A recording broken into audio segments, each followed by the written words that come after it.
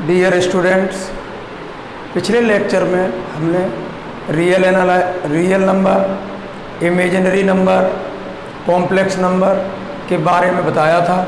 कुछ प्रतियोगी परीक्षाओं में आई पर पावर इतनी अधिक दे देते हैं और पूछते हैं इसमें इसका मान क्या है, तो बड़ी दिक्कत होती है। उसे नोट कर लीजिए। जैसे नियम ये है, आई पावर 4n प्लस 1, आई पावर 4n प्लस 2, आई पावर 4n प्लस 3, आई पर पावर 4n प्लस 4। इन सभी वैल्यूएशन में अगर पुट कर दिया जाए n बराबर 0, पुट n बराबर 0, देन ये जो वैल्यू बनेगी वो हमारी आई हो गई।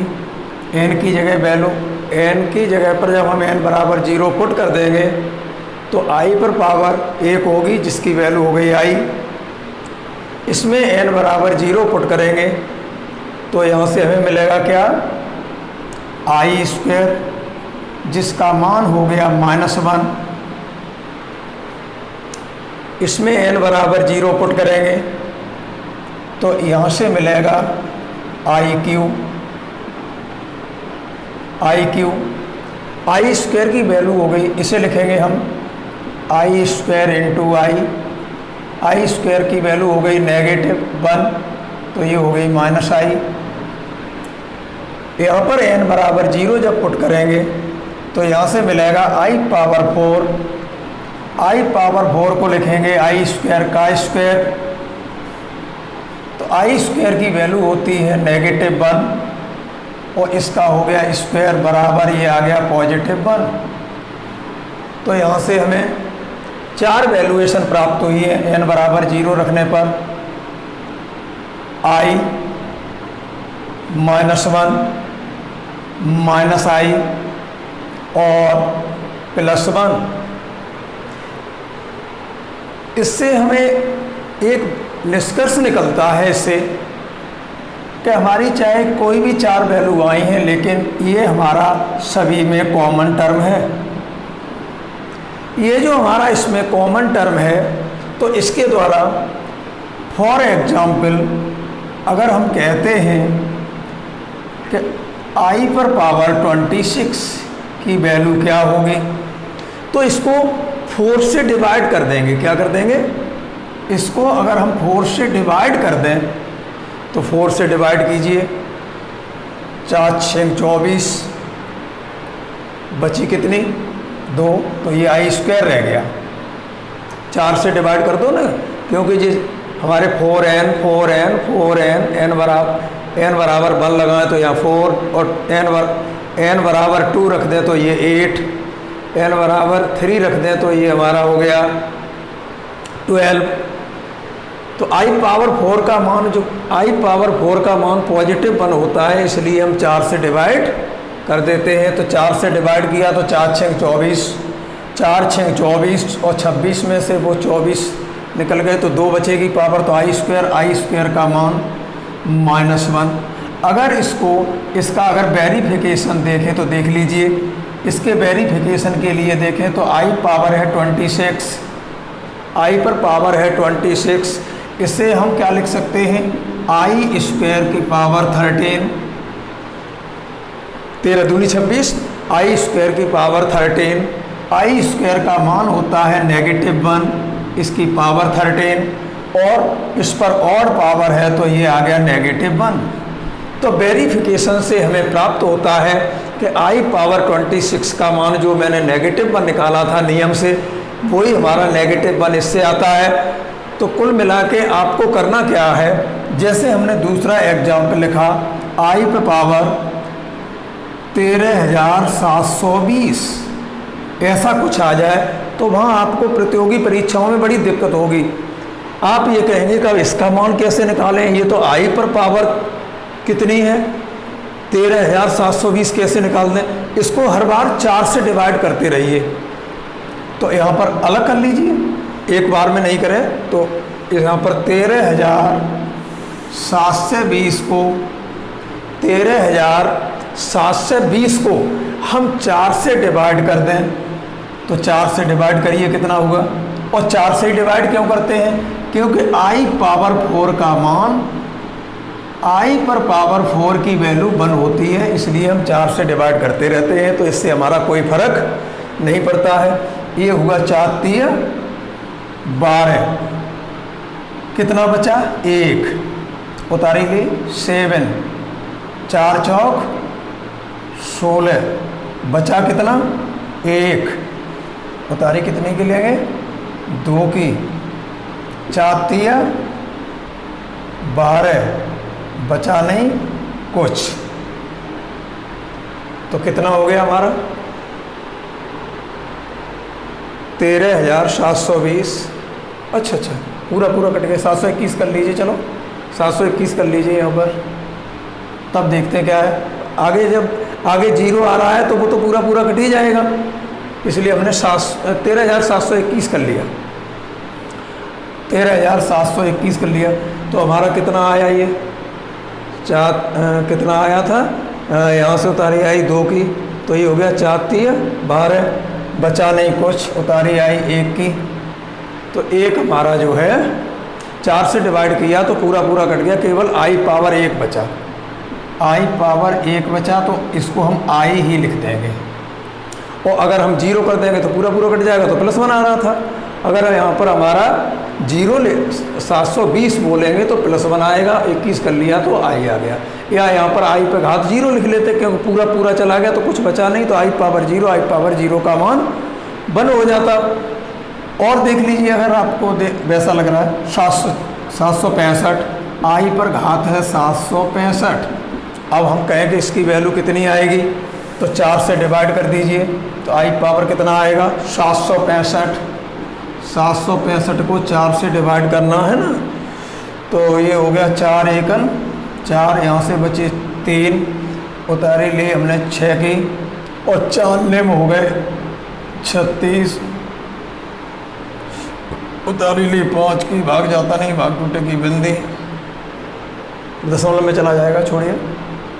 कुल मिला के हमारा 5 बचता है, i पावर 5 बच रहा होगा, i पर पावर इसमें भाग दें तो कितना हो गया 4 1 4, 765 और बट्टे 4 करें तो हमारा कितना है 4 1 4, हाँ सही है, 1 बच रही है पावर, गलत कर गए वहाँ। 4 1 4, बचे 3, 4 9 36, पूरा कट गया। फिर 4 का, अच्छा 4 का भाग दे रहे थे, 4 1 4, बचा 1, ये था, तो 4 1 4, रिमाइंडर कितना बचा 1, तो i पावर 1 बराबर i आ गया। इस तरीके से आप निकाल सकते हैं। i पर पावर कितनी भी क्यों न हो, उसमें आप 4 से डिवाइड करते जाइए, तो 4 से डिवाइड करने पर जो पावर उसमें बचेगी बाद में, वो ही हमारी इसकी वैल्यू हो जाती है। तो i पावर 765 की वैल्यू i आ गई। ये प्रतियोगी परीक्षाओं में पूछ लिए जाते हैं कि i पर पावर इतनी अधिक दे देते हैं, तो फिर ये नियम काम करता है 4n+1, 4n+2, 4n+3, 4n+4। चूँकि हमारा 4 n का मल्टीप्लायर है, इसलिए मैंने 4 से डिवाइड कर दिया। अब आगे हमारा क्या चल रहा था, रियल नंबर हो गया था, इमेजिनरी नंबर हो गया था, कॉम्प्लेक्स नंबर हो गया था। आगे हमारा नंबर था utility of complex numbers.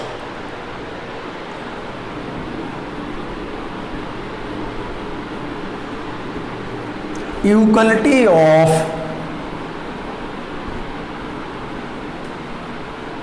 Complex numbers.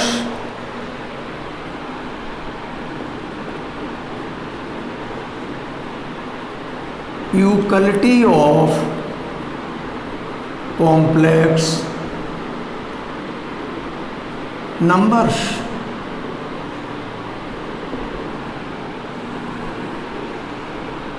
लिखिए, if Z1 and Z2 are complex numbers, comma लगा के लिखें देन। अब यूटिलिटी ऑफ कॉम्प्लेक्स नंबर है, और जो कॉम्प्लेक्स नंबर हमने दो ले लिए, Z1 एंड Z2। अब हम इसमें दिखाना चाहते हैं कि Z1 Z2 क्या यूकल हैं। अगर ये यूकल होंगे तो यहाँ पर कहेंगे real part of Z1,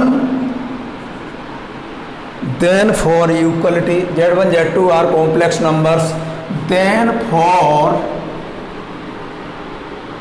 utility, then for eucal numbers, then for euclidity we have, utility के लिए हमारे क्या करना होगा, real part of Z1 is equal to होना चाहिए real part of Z2 and imaginary part of Z1 equal होना चाहिए इमेजिनरी पार्ट ऑफ Z2 के। इन अदर वर्ड्स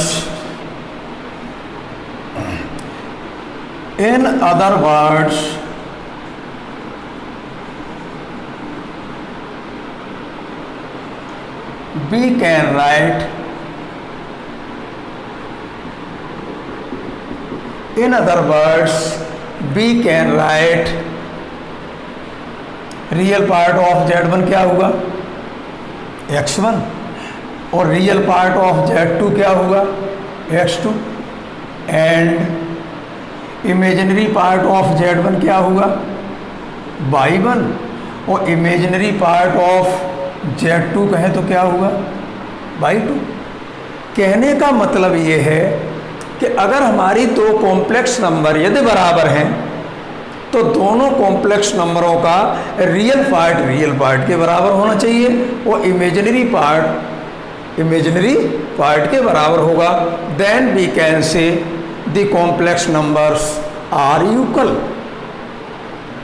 और मीन्स अथवा इसी बात को हम ऐसे भी कह सकते हैं कि यदि Z1 बराबर है Z2 के, दो कॉम्प्लेक्स नंबर हैं Z1 एंड Z2, और if the complex number are equal then Z1 is equal to Z2। the value of Z1 is X1 casual I by 1, और इसकी वैल्यू हो गई X2 casual I by 2, equating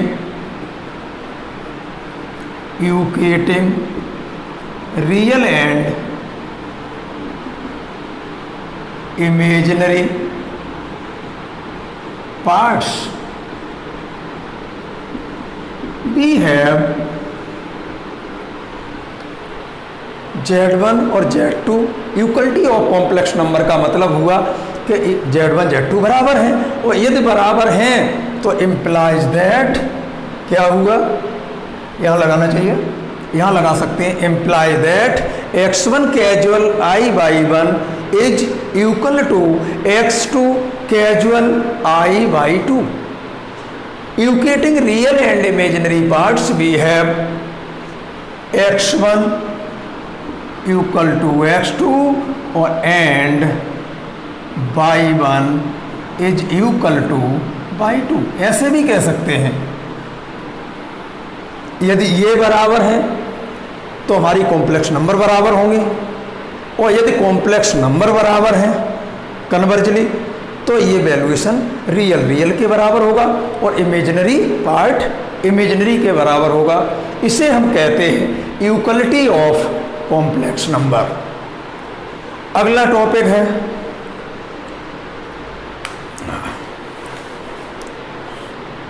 algebraic operations.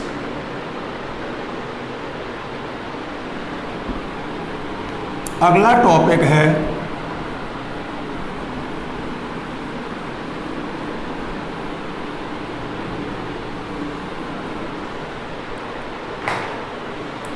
Algebraic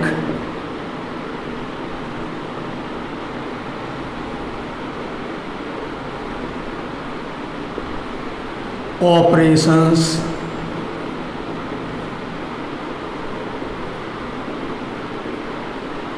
on complex numbers. Algebraic operations होते क्या हैं? Complex नंबरों को जोड़ना, घटाना, गुणा करना और भाग देना। ये जोड़ना, घटाना और गुणा करना और जो भाग देना है, इसी को हम अलजेब्रिक स्ट्रक्चर भी कहते हैं, बीजीय संरचना।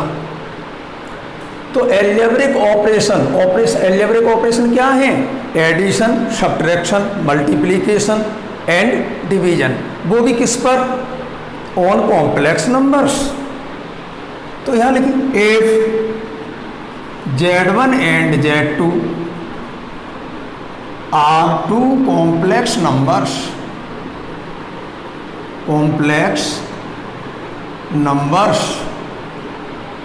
Then number 1 addition. अगर हम इसका एडिशन करते हैं तो Z1 plus Z2, this is addition, not casual. Casual कहाँ यूज होता है? जहाँ रियल और इमेजिनरी, जहाँ कम्बिनेशन रियल और इमेजिनरी का कम्बिनेशन होता है, वहाँ कैजुअल कहा जाता है, एज ए कम्बिनेशन। और जो दो कॉम्प्लेक्स नंबर हैं, एडिशन। दो कॉम्प्लेक्स नंबरों को जोड़ रहे हैं हम, एडिशन। दो रियल नंबरों को जोड़ेंगे, एडिशन। दो इमेजिनरी नंबर को जोड़ेंगे, एडिशन। लेकिन जब एक रियल और एक इमेजिनरी नंबर को हम जोड़ेंगे तो उसे एडिशन नहीं कहते हैं, उसे हम कैजुअल या कम्बिनेशन कहते हैं। तो Z1, this is addition. Z1 plus Z2 बराबर कितना हुआ? X1 कैजुअल, इसे कैजुअल बोलेंगे, X1 casual I/1 plus X2 casual I/2। Therefore Z1 plus Z2 बराबर रियल इमेजिनरी में ऐड करिए, तो ये हो गया X1 plus X2, X1 plus X2 और कैजुअल I कॉमन और Y1 plus Y2, Y1 plus Y2। तो इसको हम ऑर्डर्ड पेयर में लिखें तो कैसे लिखेंगे? ऑर्डर्ड पेयर में चूंकि Z की जो वैल्यू होती है कॉम्प्लेक्स फॉर्म में ऐसे लिखते हैं, X कैजुअल I/, और इसी को हम ऑर्डर्ड पेयर के रूप में लिखते हैं X, Y, ordered pair form या पॉइंट फॉर्म, X, Y। उसी तरह से हम इसको दर्शाएं तो कितना हुआ? दो कॉम्प्लेक्स नंबरों का जो एडिशन है Z1 प्लस Z2, वो हमारा कॉम्प्लेक्स फॉर्म में तो इतना हो गया, और इसी को अगर हम पॉइंट फॉर्म में कहें तो X1 plus X2 Y1 plus Y2, ये हो गया। अब लिखिए सब्ट्रैक्शन।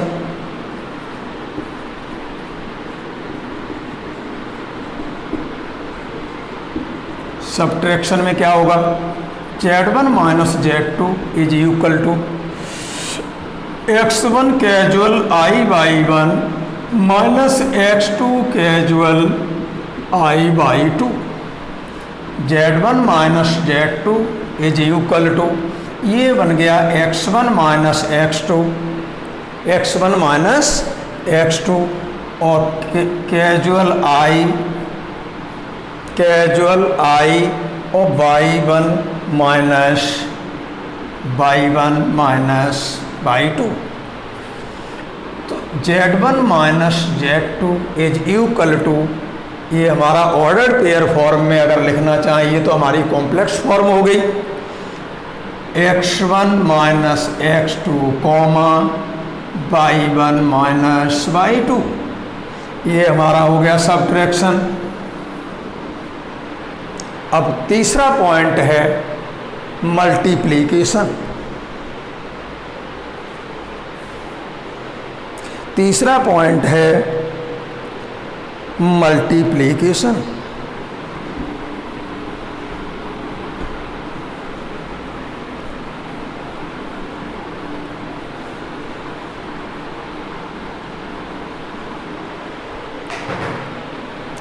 तीसरा पॉइंट है अलजेब्रिक ऑपरेशन का मल्टीप्लिकेशन। मल्टीप्लिकेशन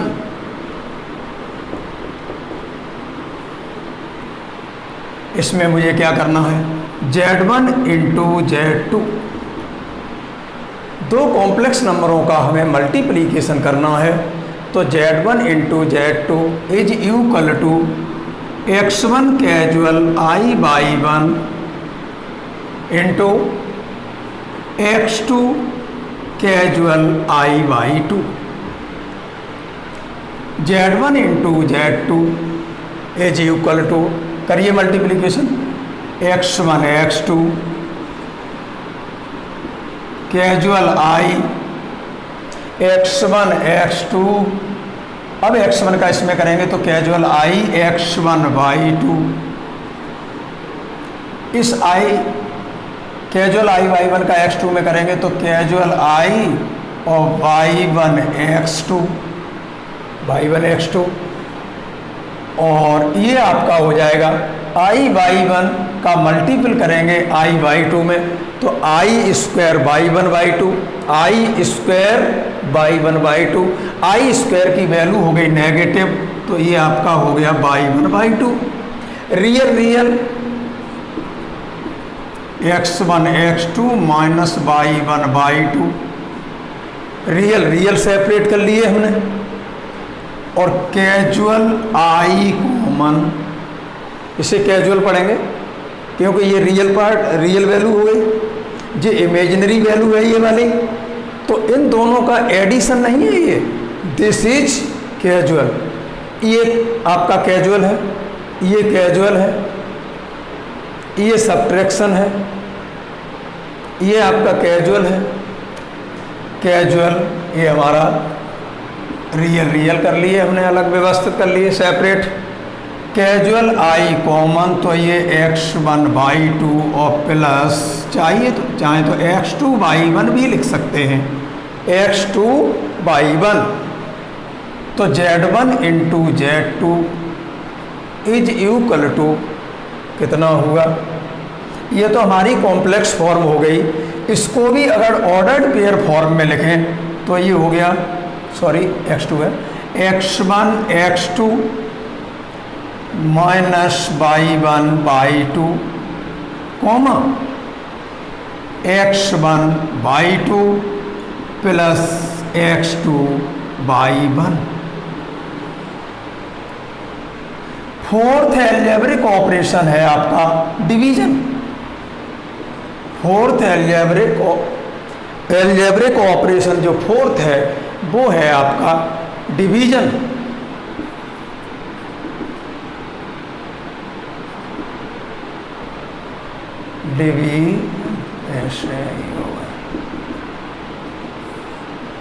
डिवीजन बड़ा हिसाब से करेंगे, इसमें कुछ नहीं था, एडिशन है तो एडिशन कर दिया, सब्ट्रैक्शन कर दिया, मल्टीप्लिकेशन कर दिया। लेकिन जब डिवीजन करते हैं तो जो बीएससी प्रीवियस में आपको ट्रिगोनोमेट्री पढ़ाई थी कि हर के कोई भी कॉम्प्लेक्स नंबर है, हमारी कोई भी कॉम्प्लेक्स नंबर है और उसमें न्यूमरेटर और डिनोमिनेटर दोनों हैं, तो हमारा डिनोमिनेटर का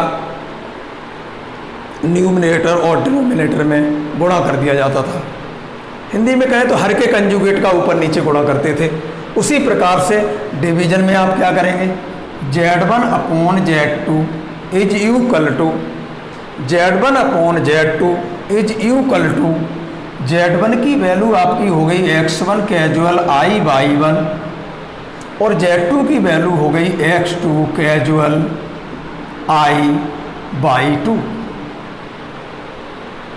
Z1/Z2 इज इक्वल टू क्या करेंगे आप, x1 casual I/1 upon x2 casual I/2, इसमें मल्टीप्लिकेशन करेंगे, न्यूमरेटर एंड डिनोमिनेटर दोनों में कर देंगे, किसका, डिनोमिनेटर के कंजुगेट का।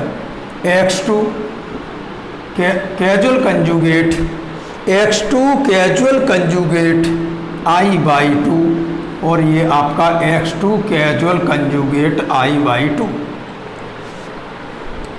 सिंप्लीफाई करिए इसे। सिंप्लीफाई करने पर कुछ नहीं, डिवीजन के केस में हम हर के कंजुगेट का ऊपर नीचे गुणा कर देंगे। हर के कंजुगेट का ऊपर नीचे गुणा कर देंगे इसमें।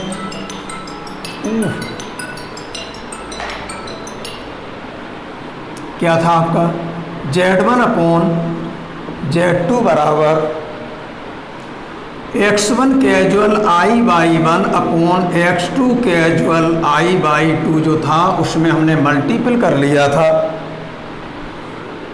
x2 कैजुअल कंजुगेट i/2 और x2 कैजुअल कंजुगेट i/2 का।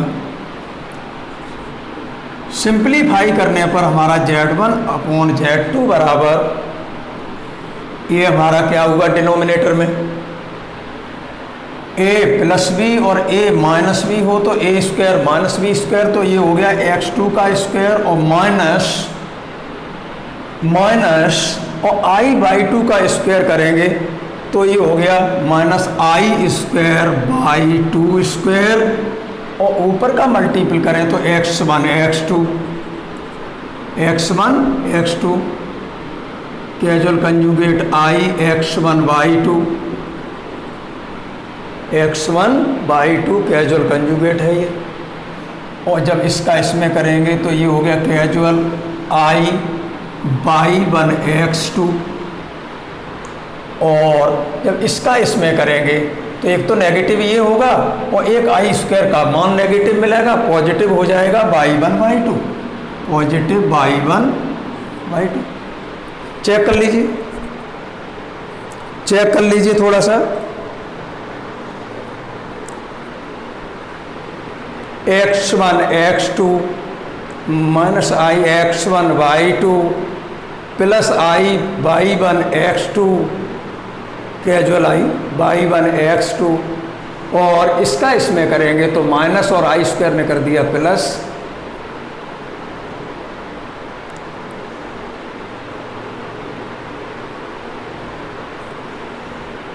कर दिया y1/2। ठीक है, तो Z1/Z2 इज इक्वल टू, ये हमारा हो गया कितना x2 का स्क्वायर और ये प्लस हो गया यहाँ i स्क्वायर की वैल्यू -1 प्लस और ये y2 का स्क्वायर और ऊपर रियल सेपरेट करें और इमेजिनरी सेपरेट करें तो रियल कितना होगा x1 x2 प्लस y1/2, ये रियल हो गया इतना और कैजुअल i कॉमन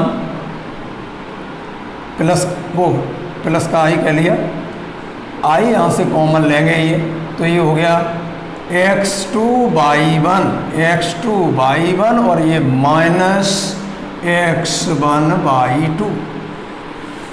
इसको हम कैसे लिख सकते हैं Z1/Z2 इज इक्वल टू, अलग अलग कर दीजिए, x1 x2 प्लस y1/2 और अपॉन x2 का स्क्वायर प्लस y2 का स्क्वायर और कैजुअल i और ये बन गया आपका x2/1 माइनस x1/2 अपॉन और ये है x2 का स्क्वायर प्लस y2 स्क्वायर। ये हमारी डिवीजन की कॉम्प्लेक्स फॉर्म है।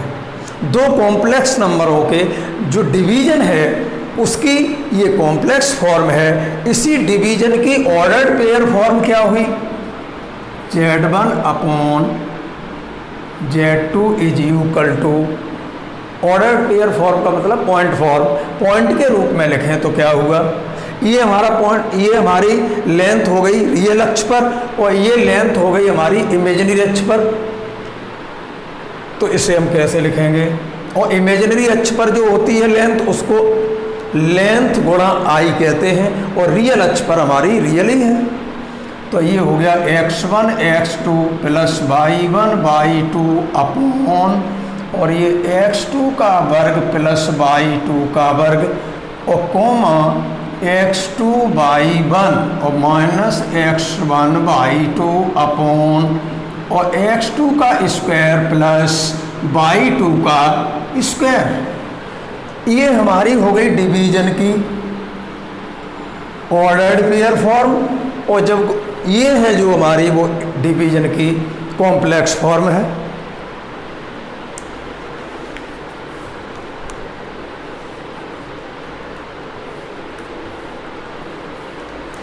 अब अगला टॉपिक है algebraic properties of complex number.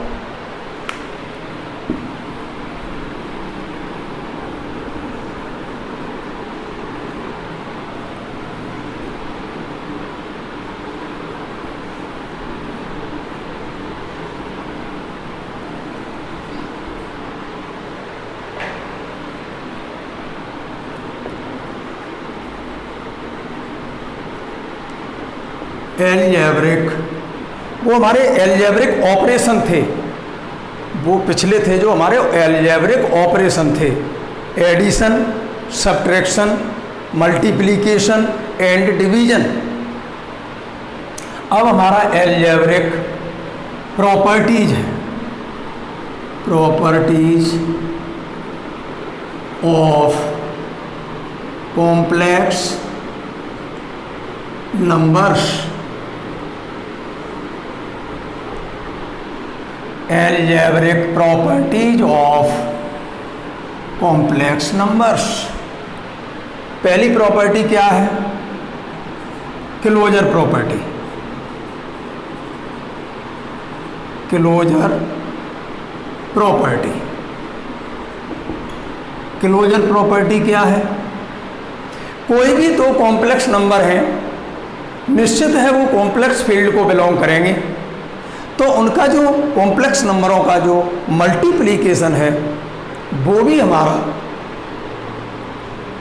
Complex field को बिलोंग करना चाहिए।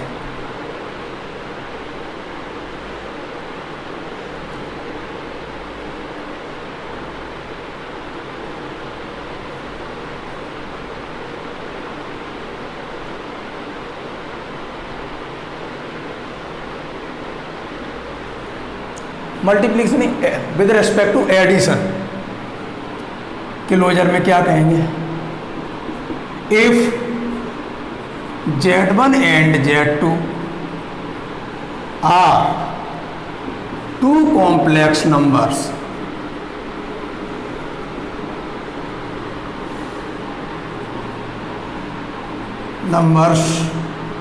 कॉमा लगा के लिखेंगे, देन Z1 प्लस Z2 भी कॉम्प्लेक्स नंबर ही होनी चाहिए। अगर हमारे Z1 Z2 दो कॉम्प्लेक्स नंबर हैं, दूसरे शब्दों में कहें तो ऐसे कह सकते हैं कि if Z1, Z2 belongs to C, then ये प्रूव करना मुझे Z1 plus Z2 belongs to C।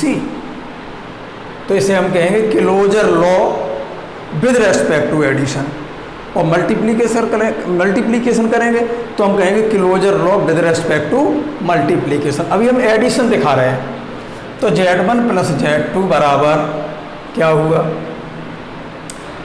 X1 casual I/1 और प्लस और ये हो गया X2 कैजुअल I/2।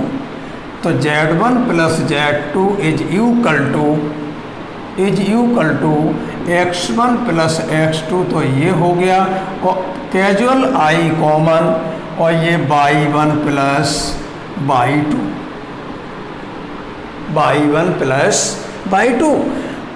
तो Z1 plus Z2 is equal to, इसको नया नाम कैपिटल X दे दें और प्लस वो कैजुअल I और इसका नया नाम हम कैपिटल Y दे दें, तो आप देख सकते हैं कि ये already belongs to complex number. तो इसका मतलब है दो कॉम्प्लेक्स नंबरों का जो एडिशन है वो भी हमारा कॉम्प्लेक्स नंबर में अगर बिलोंग कर जाता है, then we can say closure property satisfied. इसी प्रकार विद रेस्पेक्ट टू एडिशन आपका दूसरा एसोसिएटिव लॉ, एसोसिएटिव प्रॉपर्टी। अब आपको मालूम होना चाहिए कि जब दो कॉम्प्लेक्स नंबरों का जो एडिशन है वो कॉम्प्लेक्स नंबर है, तो तीन कॉम्प्लेक्स नंबर अगर हम ले लें तो उनका एडिशन भी तो कॉम्प्लेक्स नंबर होगा। लेकिन जब तीन कॉम्प्लेक्स नंबरों को अगर हम जोड़ते हैं तो एसोसिएटिव लॉ है क्या, हम दो संख्याओं एक बार में दो संख्याओं से ज़्यादा को हम एक बार में नहीं जोड़ सकते। अब हमको जोड़नी कितनी है, एडिशन क्या करना है, 3 कॉम्प्लेक्स नंबर का एडिशन करना है। तो हमें कोई सी दो, जैसे हम 1 2 3 को जोड़े तो कोई तो ऐसे जोड़ेगा, 1 और 2 पहले जोड़ेगा, ऐड करेगा, 1 और 2 पहले ऐड करेगा तो उस पर कोष्टक आ गया और +3 बाहर हो गया। कोई ऐसा करेगा कि 1 बाहर है, 2 और 3 पहले जोड़ेगा, तो जिसको पहले जोड़ते हैं वहीं कोष्टक लगा देते हैं। तो कुल मिला के 3 संख्याओं को एक साथ कोई नहीं जोड़ सकता, इसलिए पहले 2 संख्याओं को जोड़ते हैं, उसके बाद जो आता है रिजल्ट उसको अगली वाली संख्याओं में जोड़ दिया जाता है। इसीलिए हम ऐसे लिखते आए हैं, एसोसिएटिव लॉ है। तो इफ Z1, Z2, Z3, ये जो closure property 2 elements complex number complex field के 2 एलिमेंटों पर लागू होती थी, ये हमारी 3 एलिमेंटों पर लागू होती है। तो if Z1, Z2, Z3 belongs to C means complex field, comma लगा के कहें, देन Z1 + Z2 + Z3 यूं is equal to Z1 + Z2 और plus Z3। This is associative law. अब 3 संख्याओं को जो हम एक साथ नहीं जोड़ सकते वही तो ये है।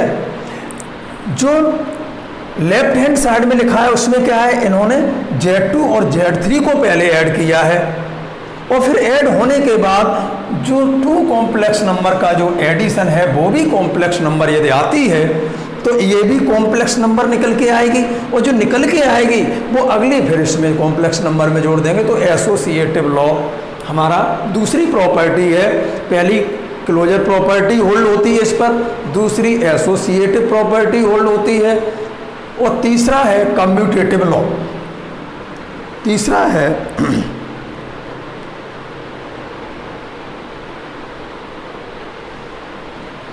Commutative law.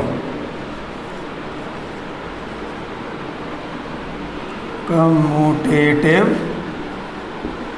प्रॉपर्टी ये क्या है, if Z1, Z2 belongs to complex field then Z1 + Z2 is equal to Z2 + Z1। तो ये दोनों बराबर रहेंगे, चाहे किधर भी जोड़िए, क्योंकि रियल में रियल जुड़ेगा, इमेजिनरी में इमेजिनरी जुड़ेगा। तो इसमें हमारा क्रम बदलने से हमारा कोई फर्क नहीं पड़ता है, इसलिए कम्यूटेटिव प्रॉपर्टी भी होल्ड हो जाती है। अब चौथी है हमारी एग्जिस्टेंस ऑफ आइडेंटिटी या identity property.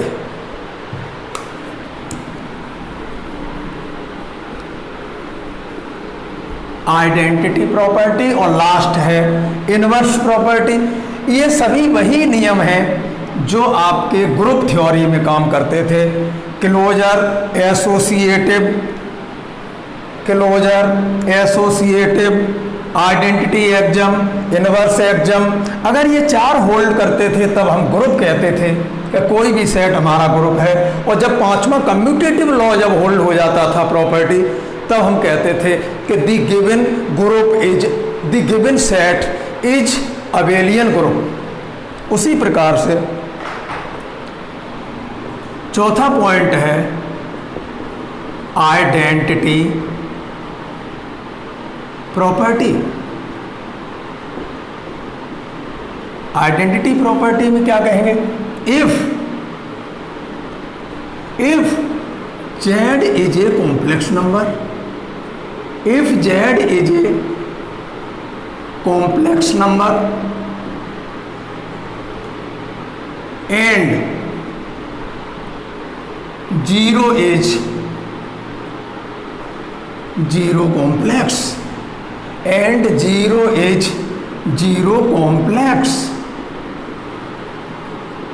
then z plus 0 is equal to z plus 0 is equal to z की जो वैल्यू है वो x कैजुअल आई वाई है और प्लस 0 की वैल्यू है 0 कैजुअल आई 0। z प्लस 0 ये 0 कॉम्प्लेक्स नंबर है, तो ये रियल रियल एक साथ कर दें और इमेजिनरी इमेजिनरी एक साथ कर दें, तो ये बन गया x प्लस 0 कैजुअल आई और ये बन गया आपका y plus 0।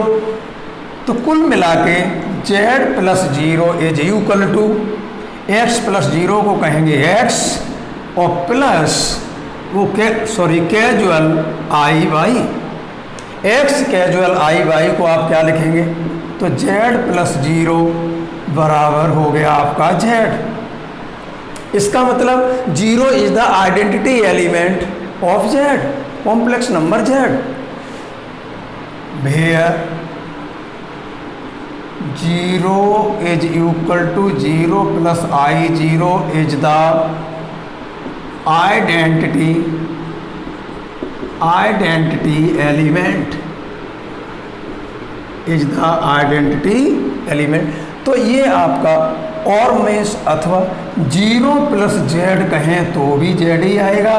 Therefore z plus 0 equal to 0 plus z, 0 plus z is equal to z. ये आ गया last inverse property. Last inverse property, fifth inverse property. इसमें आपको लिखना होगा कि if minus z is the additive inverse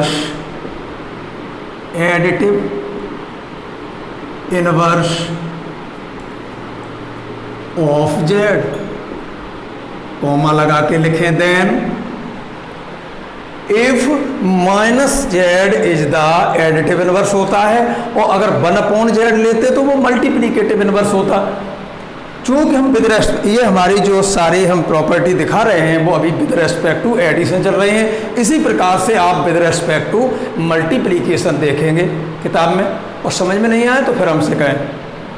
if minus Z की additive identity, Z का एडिटिव इनवर्स जो है वो माइनस जेड होता है और मल्टीप्लीकेटिव इनवर्स कहें वो 1/z। तो minus z is the additive inverse of z, then z plus minus z लगा क्या रहे हैं, ए ऑपरेशन ए इनवर्स तो बराबर अलजेब्रा में ई हुआ करता था आइडेंटिटी एलिमेंट। यहाँ आइडेंटिटी एलिमेंट क्या है, यहाँ ए है वो क्या है, जेड है, जो विद रिस्पेक्ट टू एडिशन कहते हैं इसी को।